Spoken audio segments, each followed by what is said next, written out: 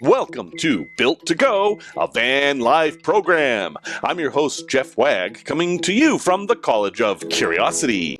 This time it's episode 185, and this time I'm gonna tell you all the stuff I've done in my vans that was completely stupid. Or it's at least stuff I regret, and you can learn from it.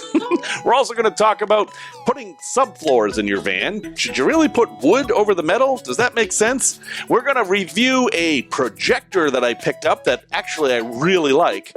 And we're going to visit a place that very few people go to, but has an incredible history.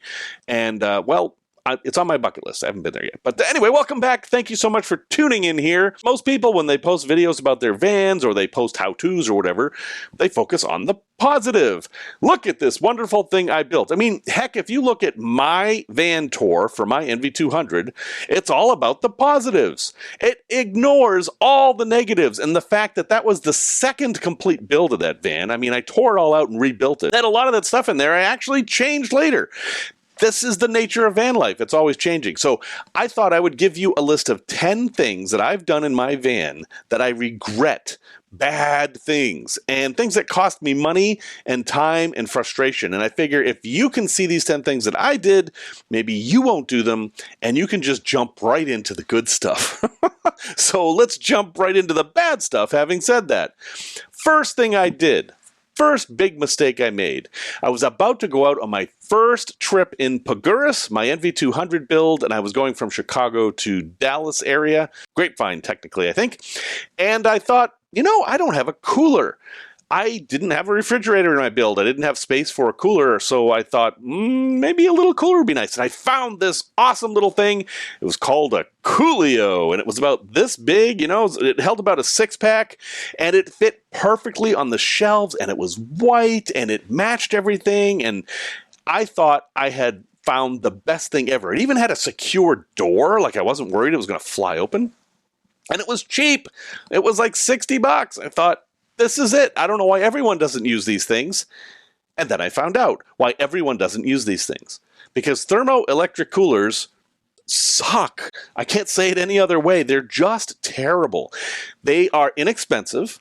Their components don't take up a lot of space. These are good things. But they use an incredible amount of power. And there's no thermostat. They're always going. These things will suck your battery dry fast. And they don't do a great job of cooling.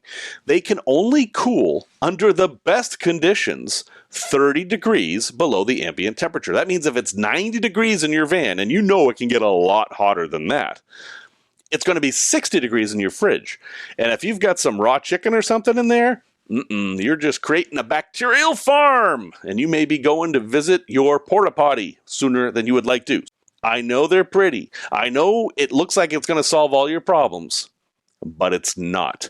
There is one exception. If you want to get a thermoelectric cooler to have in the front of your van to use while you're driving to keep like a couple of sodas cold, yeah, they can be okay for that. But do not use them as your primary fridge in the back of your van. You will regret it. Number 2. Oh, this was such a stupid thing to do, and I knew better. I used too small a gauge of wire. So when I was building out the van, I future-proofed a bit. I mean, I'm fairly good at that. I was like, I should run wire everywhere just in case I need it someday. That's not a bad thing to do. But I noticed the price of wire was really expensive, so I cheaped out and got a big spool of 18-gauge wire. Now, 18-gauge wire is plenty for, say, LED lights. But then I said, I would really like to have a 12-volt socket over here. And yeah, folks, 18-gauge wire is not enough. Whenever you're sizing your wire, I recommend you always go a size up. Now, in the US, we have gauge, which is just arbitrary. 18 gauge is pretty thin. The next size up would be 16. You don't see that too often, so you'll get 14, and then 12, 10, and so on, all the way up to 0, and then you get 00 and all this. Get a size bigger wire than you think you're going to need. And there's calculators online. You can figure it all out. Spend the money, because holy cow, after you install that stuff in your van, you don't want to have to tear everything apart just to add more wires, and that's what I would have had to have done. So yeah, that was a bad thing. Don't do that. Number 3, I spent a lot of time on insulation. I spent probably 2 weeks insulating my NV200. I used polyiso where it would fit, and then I used rock wool where it wouldn't fit. I filled all the crossbars with spray foam. I had Reflectix in some places because that's all I could do. I understand Reflectix isn't actually insulation. I'm not going to get into that argument right now. I spent a lot of time on insulation. At the end of the day, I wish I didn't, because not only did I spend a lot of money and time on insulation, I ran into a problem that I think a lot of you will run into, which is that on hot summer days, an over-insulated van will hold on to that heat, and it takes a really long time for it to cool down at night. Now, it's really nice to have in the winter. I get that. But most of the camping most people do is in the summer, and the problem is that your van gets too hot, and you want to cool down at night, and insulation gets in the way of that. Because insulation does nothing other than slow down the inside of your van from becoming the same temperature as the outside of your van. And if the outside cools off quickly, your van's going to cool off slowly. And that is actually a problem. In M3, my ambulance that I'm building out, it has a very thin layer of insulation that was installed by the ambulance builder. It doesn't really do anything. And you know what? It's fine. Because I have so much heat in that thing, I've got a diesel heater and an Olympian Wave 3, that the lack of insulation in the winter isn't that big of a deal because I can overwhelm it with heat. And the truth is, I don't do that much cold weather camping. We're talking a few times a year. So don't fret about insulation. I know people go crazy. They put down the kill mat, and then they do the Havelock wool, and then they do the Vaporberry and all. You don't have to do all that. Unless you're building a ski rig that's going to be in the winter all the time, honestly, don't worry about it that much. You just need something to keep the condensation down. Number 4, I installed a permanent cooktop in my van, and that's just a personal choice. There's an argument to be made for having one. There's an argument to be made for not having one. That wasn't the mistake. The mistake was I bought a European one that's weird. I bought this one because it had a D-cell battery that would provide the spark. I really wanted one that I could just turn the knob and the spark would light it. And I didn't want one that needed to have the inverter on to do that, because that's how most of them are. So I found this one that used a battery. It's great. And then hooking it up to my propane was a nightmare. They used totally different kinds of regulators and pipes and adapters, and it took me a full month to find the right combination of things to get it to work. And now it works, and it's fine, and all is well with the world. But you don't have to go through all that. You know what, folks? Use a lighter to start your stove. It's not that big of a deal. It's pretty simple. It's what I do in the Tiki Bago, even though the Tiki Bago actually has a pilot light in it, and the stove is from 1973. I turned off the pilot light. I just use a match or a lighter, and it's fine. So I regret doing that. Number 5. Sometimes I'm so clumsy and I'm in so much of a rush.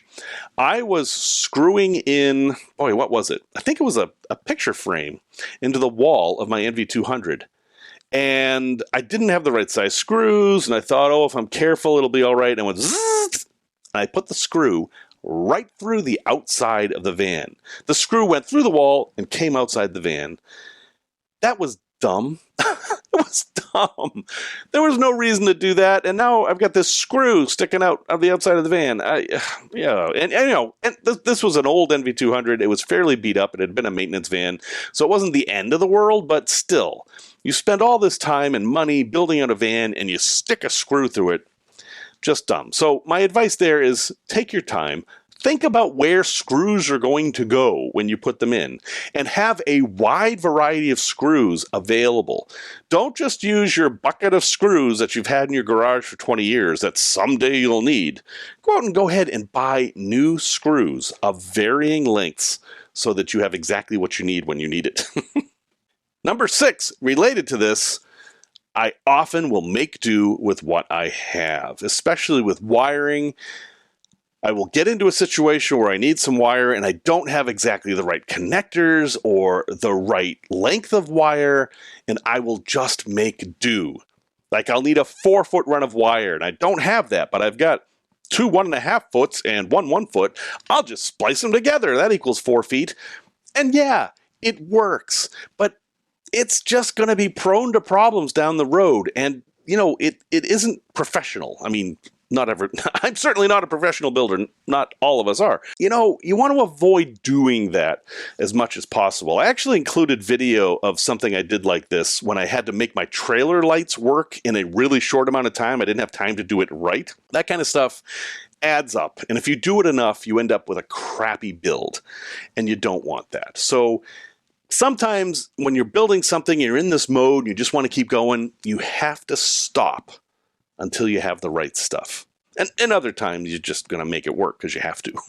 Number 8, in my NV200, I put down stick-on tiles. They're pretty cheap. They're like 50 cents a piece, and I was able to cut them very easily, and I put down all these tiles, and that was my floor. It was easy to sweep, fairly waterproof. I could get it messy and clean it with no problem. But stick-on tiles are meant for households, or homes, or buildings, where the temperature is going to range pretty much between 60 and 80, and in the van, it's going to get to 120, 130, and that glue melts.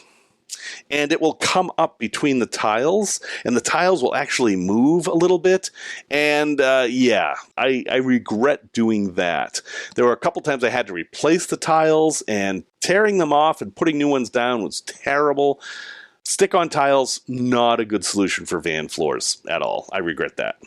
Number 9, don't buy cheap electrical components. And by that I mean don't buy cheap fuse holders, don't buy cheap switches to turn off your battery.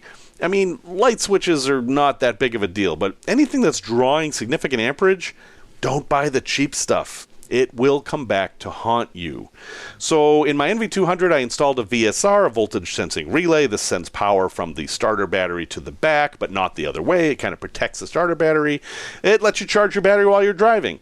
And as you can imagine, that's a fairly decent amount of amperage. So I had a 40 amp fuse between the leisure battery and the VSR, and the cable was fine. I bought good cable this time. That wasn't the problem. But after about a week, I noticed there was no power.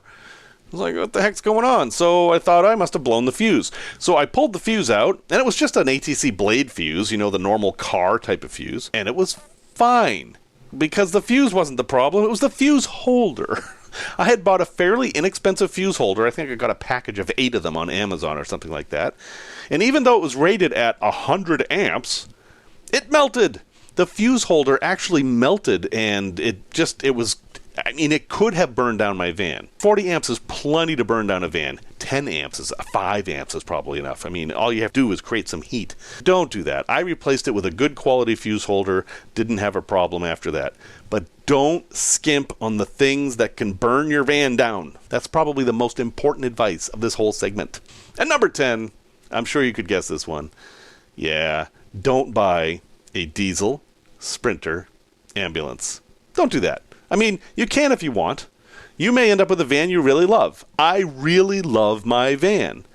But many aspects of it have been a nightmare, including the diesel part, the Sprinter part, and the ambulance part. I kind of regret it, but at the same time, I love the van, so I'm okay with it. But do yourself a favor. If you haven't picked a vehicle yet, stop thinking of that beautiful end product you have in your mind and start thinking about the path to get there. Because if you can't find a shop that's going to work on your van, or diesel costs $1.50 more per gallon than gasoline, which was the case about a year ago, or it's an ambulance and the thing is built like a tank, but you want to change it, and changing a tank isn't easy, you may actually get to the point where you're not going to finish your build. And if you look out there, you're going to find a lot of half-finished ambulance builds because people just give up. If I had it to do over again, no, I would not have gotten a diesel Sprinter ambulance. Folks, I have to give a big shout out to Kent and Lynn and an anonymous donor who all bought me some diesel at buymeacoffee.com/built-to-go. This is how I support the program. It helps me pay the bills, and I really appreciate it. It also means there are no ads in the podcast version of this program. If you would like to help support us, go ahead and visit the link, and I will thank you greatly. And as a special bonus, anybody who buys me a gallon of diesel will, if they wish, receive a hook Wakabang sticker. You just have to send me your American or Canadian address, and I will get one of those out to you. So thanks, everyone. Let's get on with the show.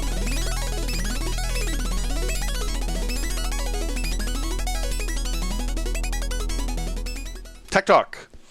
Subfloors. This is also a contentious topic. So the floor of your van, unless you've got like a cube van or something like that, the floor of your van is metal, and it's probably corrugated. Those corrugations are in there for a lot of reasons. One of them is to make it stronger for a thinner piece of metal. Another is to make it easier to slide things out. I mean, there's a lot of reasons.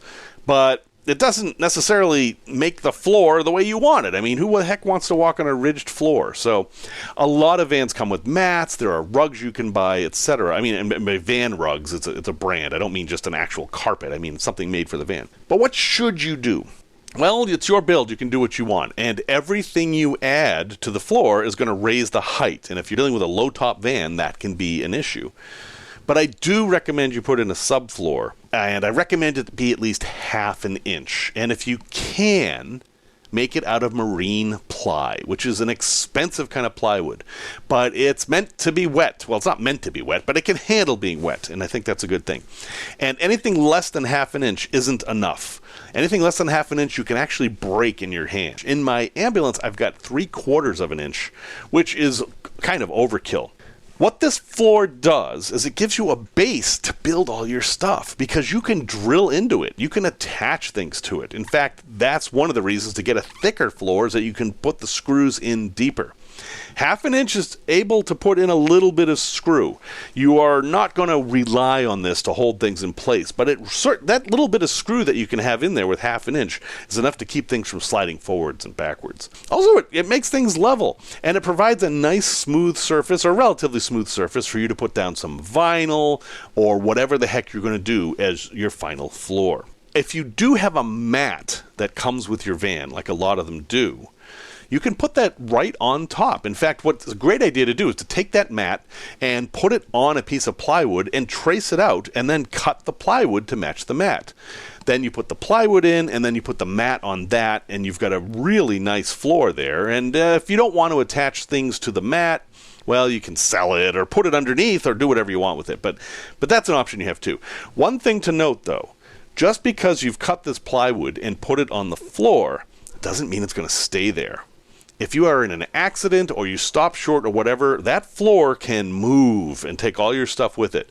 And the ambulance, the way they solved this was they actually dropped the gas tank and bolted that 3/4 ply through the floor of the van in several places. It's not going anywhere. You could roll that ambulance over as many times as you want and that floor is staying put. I'm not saying you have to go that far, but you do have to consider maybe gluing it down or screwing it down in some places. You want to keep that floor from moving. As far as insulation goes, I talked about insulation earlier. The floor of your van is always going to be cold, no matter how much insulation you put in there, but having a little bit in there wouldn't hurt. So I think it's probably a good idea to put insulation in the little nooks and crannies. But don't worry about raising your floor up an inch to fill it with insulation. I mean, sure, you could put an inch of polyiso down there and then put the floor on top of that. If it's half-inch plywood, that will protect the polyiso from getting crushed. But then you're losing a good inch or inch and a half of space. And, for those of us who are 6 feet tall, there just isn't that much to work with. So you may not want to do that. Anyway, there's some thoughts on that. I do recommend subfloors, but you do have to figure out what you want before you dive in there. Product review. I bought a projector recently, and it wasn't for van life. I'm probably not going to use this in my van. But I know that some of you like having projectors in your van, so I thought, well, I'll tell you about this one that I bought. And heck, for some of you it might work, because I'm actually pretty happy with it. This is the Mars 2 projector, Mars 2 Pro actually, and it's from Anker, Anker. Anker is a brand that I like. Most of the Anker stuff I get is pretty good, and this projector is no exception. It's about the size of 4 cans of beer. It's an odd-shaped projector. It's not flat. It's tall, and it just kind of works. It has everything built into it. All the stuff that you would get on your TV that's built in, like a smart TV, it's all in there. It runs Android TV, I think 7.1, so it's a little bit old of an OS. And it auto-focuses and auto-keystone corrects, which is a huge thing for van life folks. Basically, you take the thing, you open the lens, it turns on, figures out where it's projecting to, and then adjusts everything, and boom, you're ready to go. Now, there's a big caveat here. It does this, but it doesn't have a zoom. So you're not going to be able to make it match the size of a screen, except by moving it closer or farther away from the screen. That's one big drawback. But it makes up for that drawback in a different way. It has built-in speakers. Each are 10 watts. And for a van, that's plenty of sound. I mean, it actually has pretty good sound for this little tiny thing. Sure, you can hook it up to a Bluetooth speaker, but for my purposes, I find it's completely fine just to watch YouTube videos on it like it is. And it runs on batteries. You can easily watch a 2-hour movie on this thing without having it plugged in. Now, there's a con there. It runs on 19 volts, which means you have to plug it into a regular household outlet, which means you have to use your inverter. You can't just use USB-C. I'm a little disappointed in that, but in the end, it's not that big of a deal. It does have a remote control. You can do everything on the remote control. It doesn't have any voice controls. And it does everything fairly bright. It has 500 ANSI lumens, which if you compare these little tiny projectors, that's pretty high. And I am able to see it in daylight on a fairly white surface. So I think that part works great. But some of you might care about this. I don't. It only does 720p, which is the very lowest resolution of HD. For me, that's fine. But if you're looking for that full UHD experience, you're not going to get it from this projector. And I don't think you're going to get it from any projector in this range. Now, the price. I think it retails for $599, and if you look on Amazon, it's about $549. But I got a reconditioned unit from Amazon for $387. A pretty big savings, and honestly the thing is great. It had all the stuff, it just works. I haven't had any issues with it, and I think that's true for a lot of the renewed stuff, is it's just somebody returned it and didn't like it, or they wanted to watch the Super Bowl and then returned it afterwards, whatever. So, is this a viable projector for van life? I think it is, yes. It has a tripod mount on the bottom. If you have a white van, you could easily just take it outside at night and project it on your van, and you could totally see it. Runs on batteries, absolutely works, dead simple. Is it the best projector for van life? Well, it's a bit big, needs 110 volts, and they do make much, much smaller ones. And when you consider that if you're watching in your van at night, you can make it as dark as you want, you don't really need all that brightness. So you might be better off with one of the little tiny Lumix ones. But that's up to you. Anyway, I'll have a link in the show notes. I personally really like this thing. I'm going to use it for traveling exhibits and things like that. I'm bringing it on the cruise, the Panama Canal that I'm doing in a couple weeks. For that, it's perfect. For van life, I think it's pretty good. Link in the show notes.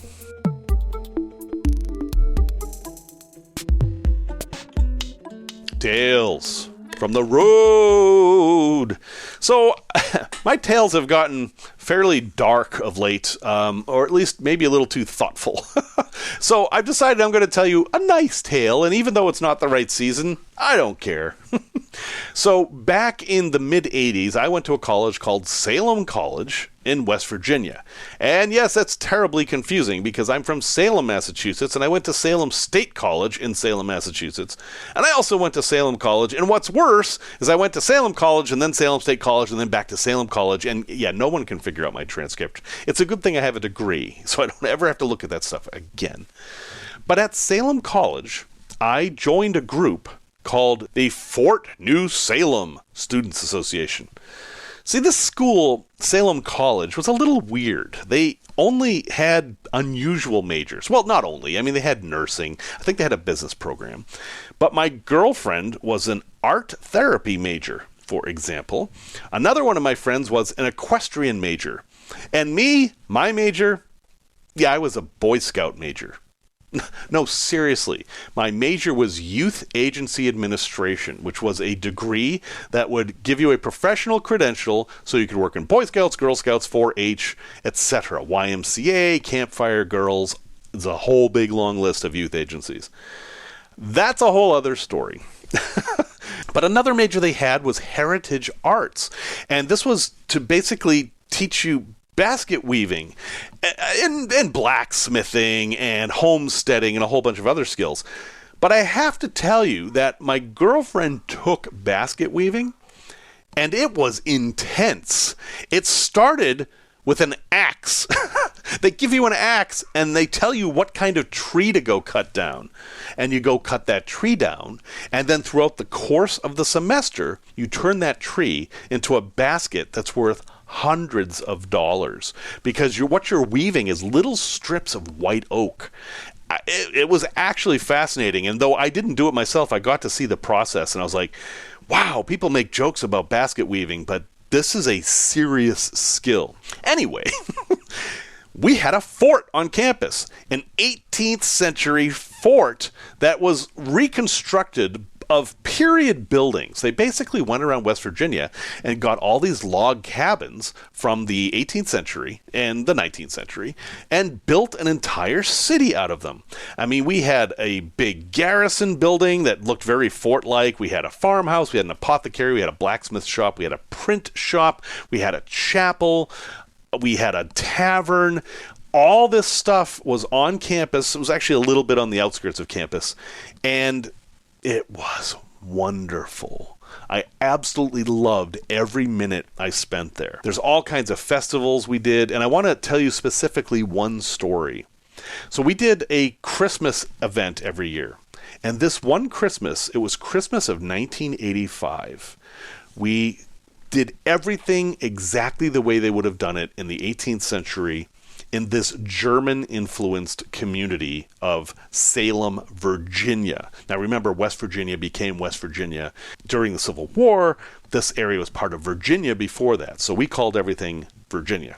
We're in this beautiful little enclave of cabins, log buildings, with a square in the middle. And in the middle of the square, there's this probably 25-foot tall Christmas tree that we had cut from the woods. And we had mummers running about. And if you're not familiar with mummers and Der Belschnickel, we had Der Belschnickel, they were there. You have to look into German Christmas traditions, but mummers were basically these people dressed in rags who would run around and play tricks on everybody. And Der Belschnickel was this kind of Father Christmas character who wasn't real big on giving gifts. He was more big on hitting kids with switches, with these little thin sticks.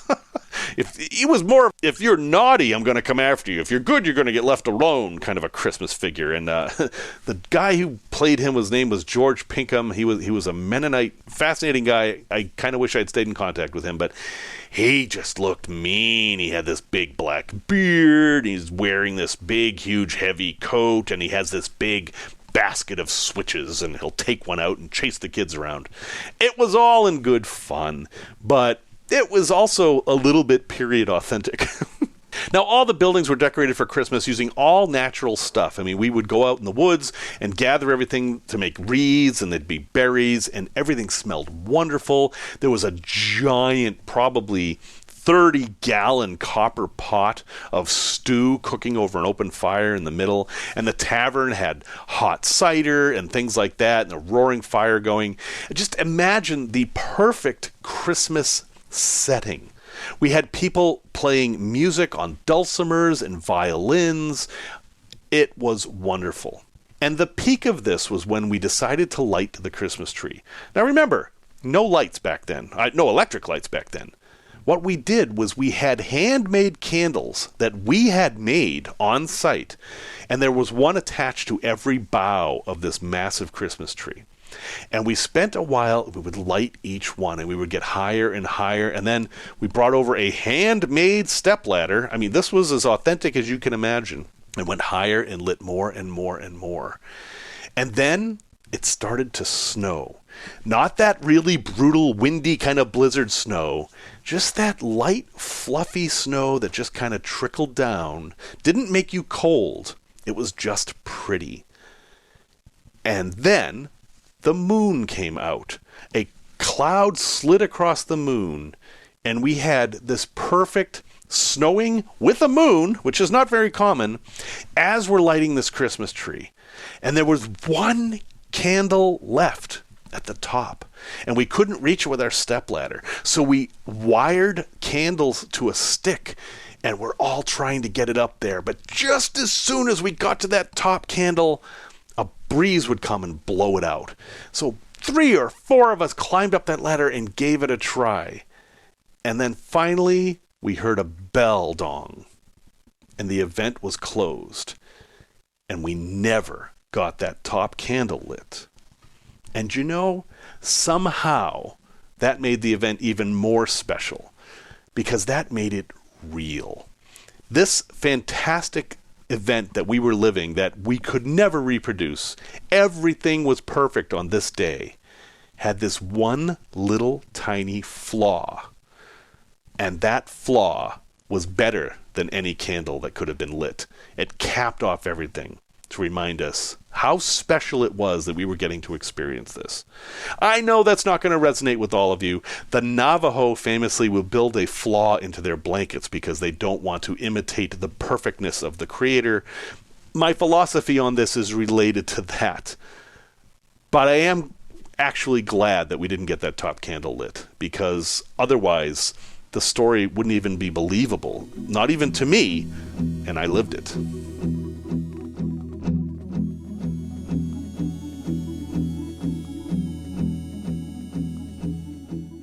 A place to visit. So, not every place to visit is all that exciting. Some of them are just incredibly historically significant, and this is one of those places. You see, in 1627, in upstate New York, some Dutch people, because that's the Europeans that were in New York at that time were the Dutch, found this very strange pond.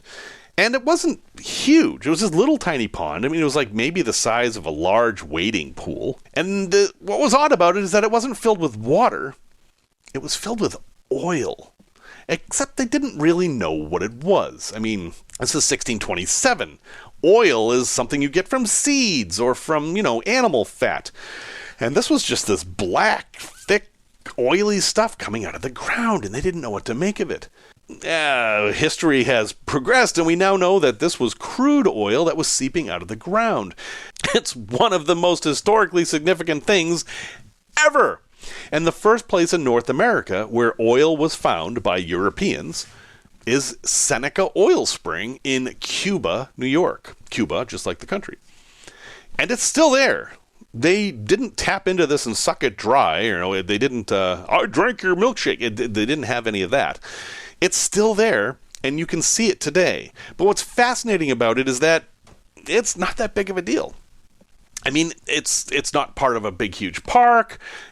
It's just this kind of oil pond sitting out in the woods near a casino. Because the Oil Spring Indian Reservation, which is where this is found, has a casino there. And they call it Oil Spring Casino. There's oil spring stuff everywhere. But the actual oil spring is just off the side of the road and not that big of a deal. And I have not visited this place, but I would really like to. This is the kind of place that I like to stand and just think that 400 years ago, somebody stood here not realizing how significant this was. So I will have a link in the show notes that tells you how to get there. I have not been there, but looking at Google Maps, it looks like it's fine. There was a report that the bridge, there's a footpath to get there, that the bridge was in poor repair, but looking at the Google Maps, it looks like it's okay now. You can go check it out, and if you don't like it, you can go to the casino. Or whatever. I mean, there's tons of stuff to do in that area. So this is in Cuba, New York. It is the Seneca Oil Spring. And it may not be the most attractive thing you ever see, but it is certainly historic.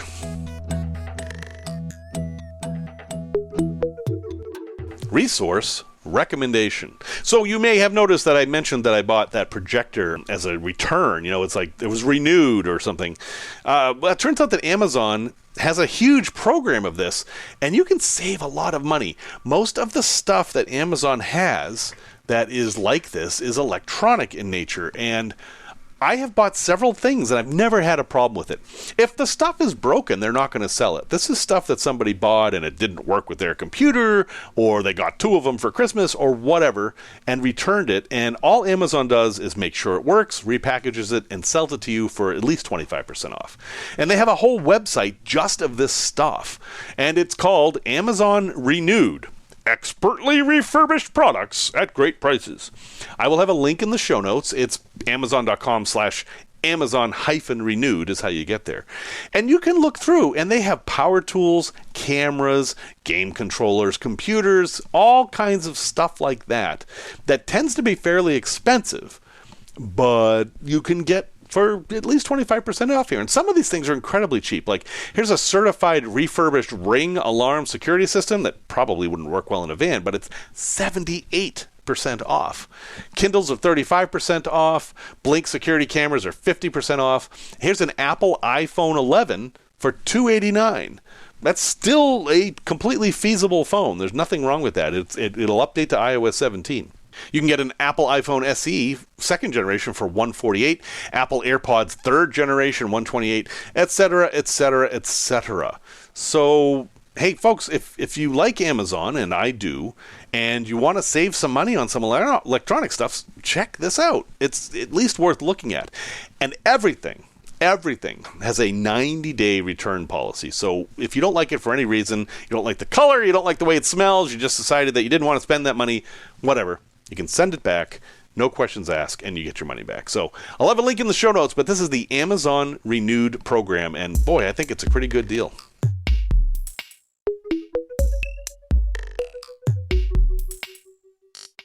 Well, folks, thank you very much for listening to episode 185, or maybe you watched it on YouTube. I don't know where you are, but I'm glad you're here nonetheless. Music, as always, is by Simon Wagg, and if you would like to get a hold of me for any reason, you can find me at jeff@builttogo.com. That's 2 T's, not 3, not 1.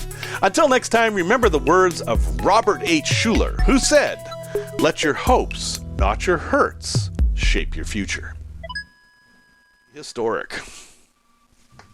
I hate you, truck.